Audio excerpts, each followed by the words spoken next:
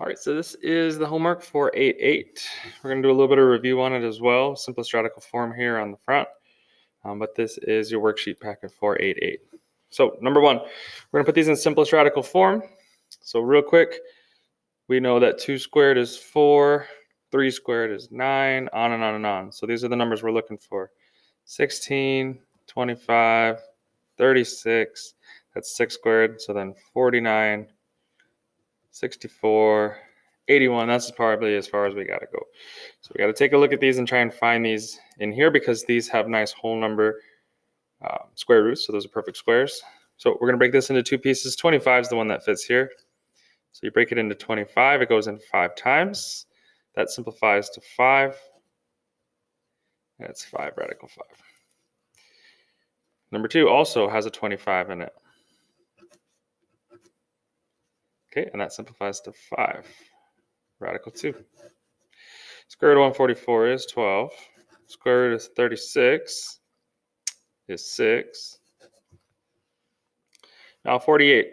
You could start with 4. 4 does fit into it, but if you were in class for any of the warm-ups we've done on this, talked about that 4 sometimes is going to cause you to have to do it multiple times. So if 4 does fit in, you should try some other things like 36 and 16. So 48, obviously 36 isn't going into it, but 16 does. So you'll save yourself some time if you start by splitting it into 16 instead of 4. Save a step. So it goes in 3 times, so it's 16 times 3. And then real quick then, that becomes a 4, and it's 4 radical 3. Square root of 18, that's a 9, and a 2, so 9 becomes 3. Oops. Straight down, looking at this one. 4 goes in, 16 isn't going to go in, so 4 is the correct answer here. So we're going to go 4 and 6. 6 always looks like something that you can go further with, but you can't. None of those perfect squares are going to fit evenly into it, so we're going to have 2 radical 6. Straight down, that's also a 4 and a 3. So 4 becomes whole number 2, radical 3. Going back up here to 96. So that's one that you might not see anything right off the top of your head. So try some things. 96 divided by 36. Nope. 96 divided by 16. Oh, found one. All right, so 16 and 6. So 16 becomes 4, and it's 4 radical 6. How about 80? Try 16 again. Sure enough, there it is. Okay, so it's 16 and 5. So it's 4 radical 5. All right, 27, that's a 9 and a 3. So it's 3 radical 3. 20, that's a 4 and a 5. So 2 radical 5. About 180. It's a bigger one there. Let's try 36 again. 180 divided by 36. Oh, got lucky, it fits. Okay, so it's 36. And it's 5, so it's 6 radical 5. About 108. I'm going to try 36 again. Yep, got it. So that is 36 and 3, so 6 radical 3. 75 is obviously going to be 25 and 3, so 5 radical 3. And 45, that is going to be a 9 and a 5, so 3 radical 5. All right, so that's your simplest radical form. Let's go to the next page where we really jump into the 8-8 stuff. So we're studying distance formula, but for these, while you could definitely take those points, just like we're going to do on the next page, and use the distance formula to find the distance, you can also use Pythagorean Theorem here if it's on a graph, and that's what they want you to do specifically. So in order to do Pythagorean Theorem, you have to create a right triangle. You could do it here, and you could also do it up here. Either is fine, because that length there is going to match this one, and this length is going to match that one. That's all that matters. Now, you always got to be careful, make sure those graphs are counting by 1 if you're going to grab a side. And it is here, because it's 1 and then 2, 1 and then 2. So this length right here is 2, and here you got to count from one box to the next is what you're counting. Don't count lines. Don't start here and say 1. That would actually be 0. So it's 1, 2, 3, 4, 5, 6. All right, and here's your 90. So Pythagorean theorem makes this the c. So this is a squared plus b squared equals c squared. I'm not going to write that every time, but we'll start off with it here. All right, so the a and the b is the 2 and the 6. Doesn't matter which one goes where. And c is what we're looking for. So that's 4, 36 equals c squared. So it's 40 equals c squared. And you'll notice, if you read carefully and you just looked at the answer key, we're leaving the answers in simplified radical form. So we're not done here. We got to take the square root, and that's not going to be a nice whole number. So we're going to simplify it into radical form. So we're going to split that into 2 pieces. It's a 4 and it's a 10. So 4 becomes 2. And the final answer is 2 radical 10. That way we have an exact answer. This is not a rounded decimal, so it's an exact answer. Okay, so here we are coming down and over, counting by ones. So 1, 2, 3, 4, 5, 6, 7, 8 down here. 1, 2, 3, 4, 5, 6. Over here, here's the 90, so this is your C. So it's 6 squared plus 8 squared equals C squared. So 36 plus 64, and that's 100. So when I take the square root of 100, that's a nice number. That's 10. So I'm done. All right. This is 1, 2, 3. 1, 2, 3, 4, 5, 6. So 3 squared. You'll notice that for these, they're consistent. Because the diagonal is what we're looking for, that's always going to be our C here. All right, so 3 squared plus 6 squared equals C squared. 9 plus 36. So that's 45. Okay, so 45, we got to take the square root of. Doesn't come out to a nice number. So we're going to split that into 9 and 5. So final answer is 3 radical 5. 1, 2, 3. 1, 2, 3. There's your 90. Here's your C. 3 squared plus 3 squared equals C squared. So 9 plus 9. We're going to be taking the square root of 18. We know 9 goes into that, so it's going to be square root of 9, square root of 2. And so that's 3 radical 2.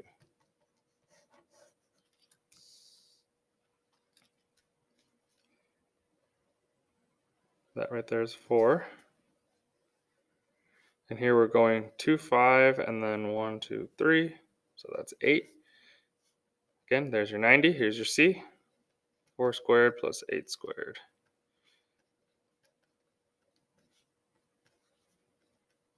Okay, that's 80. So we did 80 on the other side right here. I believe 16 was what went into it. So 80, we could probably see it right there. Divided by 16 is 5. So when we take the square root, we're going to split this into 16 and 5. And so final answer is 4 radical 5.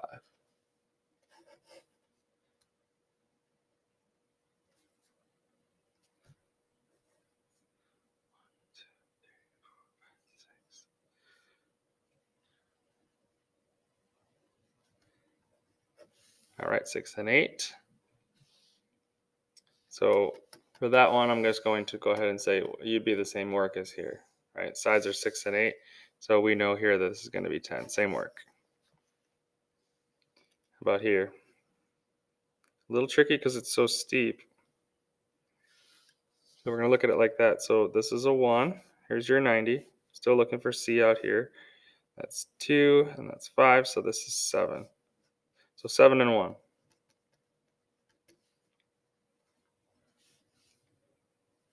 So 1 squared is 1. 49. So we're looking at 50 for C squared, taking the square root of 50. 25 is going to go in, so 25 and 2, so that's 5 radical 2.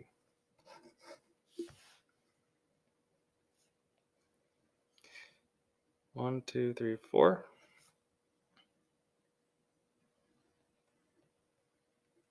And 8.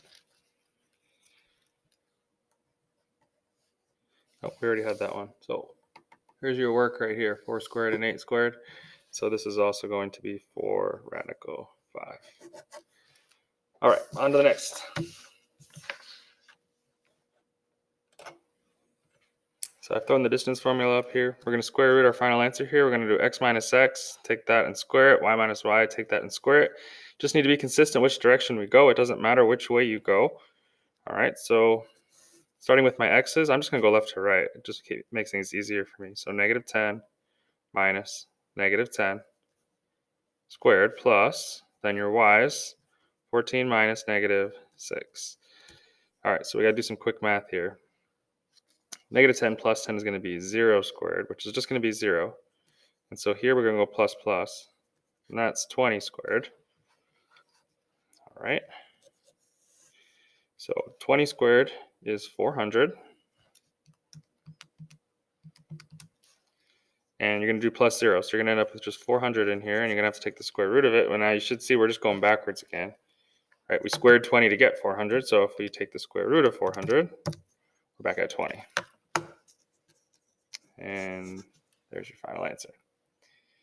All right, I'm going to jump straight into the formula here. X minus x. I'm going to go this direction, just because I like to see 10 minus 2 there.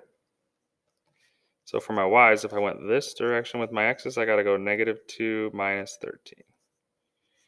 So I'm going to get 8 squared and negative 15 squared. Now, even when you get a negative, when you square it, a negative times a negative is a positive. So we need to make sure, if you're plugging this in your calculator, put it in parentheses. You could even just put in 15, because we already know a negative and a negative is going to be a positive. That's 64. And I know that's 225. Okay, so we're going to add those together.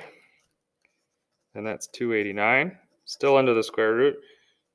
You know, if you're being correct with everything, you would bring that square root down. And when you take the square root of that, you're actually just going to get 17. Nice whole number. All right, x minus x. Negative 7 minus 5. I'm going this direction. Plus y values, negative 1 minus negative 10. Goes plus plus. So this is going to be negative 12. And you got to make sure you put those squares. Squared. Negative 1 plus 10, that's 9 squared. So that's 81, and that's 144. And that's 225. All of that is under the square root still. And square root of 225, I know that one off the top of my head. Plug it in your calculator. That's 15. All right, so with my y's, I want to go this way, 8 minus 2. So I'm going to go that way with my x's. So negative 5 minus 3 plus 8 minus 2. So that's negative 8 squared, 6 squared, that's 64, 36, that's 100, which I'll square root, and my answer is 10.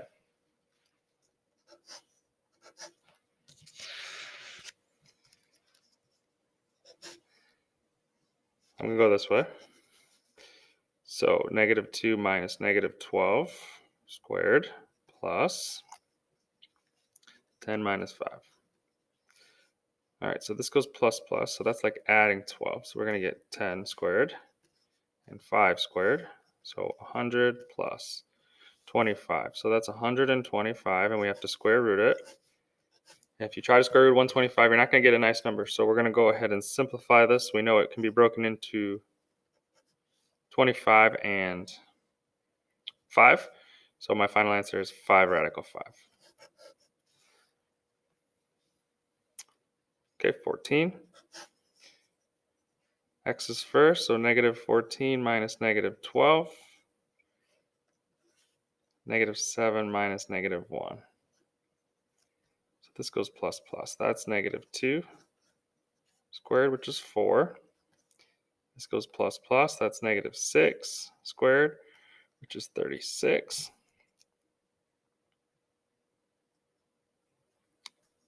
So add that together, that's 40, square rooting. No nice number here, so I'm going to split this into 4 and 10. So that becomes 2 radical 10.